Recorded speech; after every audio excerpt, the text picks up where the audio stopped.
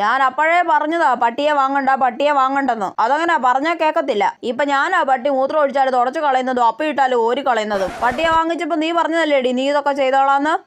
മിണ്ടാതെ നിൽക്കുന്നത് കണ്ടില്ലേ? ദാ നോക്കൊരു സോഫ ചെയ്ത് വെച്ചിരിക്കുന്നത് മാന്തി കീറി വെച്ചേക്കുവാ. ഇത് എത്ര രൂപയുടെ സോഫയാണെന്ന് അറിയൂടെ നിനക്ക്?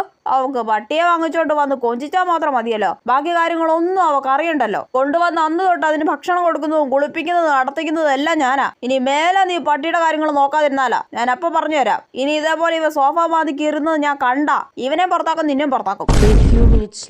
അയ്യോ, എന്റെ ബെഡ് മൊത്തം കീറി നശിപ്പിച്ചേ. അമ്മ ഇതറിഞ്ഞ എന്നെ തല്ലിക്കൊല്ലും ഉറപ്പാ. അമ്മ കാണാതെ ബെഡ് ഷീറ്റ് ഇട്ട് മൂടട്ടെ. അയ്യോ, ഇവിടെ ജിമ്മി മുള്ളി വെച്ചേക്കുന്നു. എടാ ജിമ്മി, നീ എന്ത് പണിയാടാ കാണിച്ചു വെച്ചേക്കുന്ന? അമ്മ കാണാതെ വേഗം തുടച്ചിട്ടേക്കാം. എന്താടി അവിടെ പട്ടി മുള്ളിയോ? ഇല്ലമ്മ, ഇത് എന്റെ കയ്യിൽ നിന്ന് വെള്ളം വീണതാ.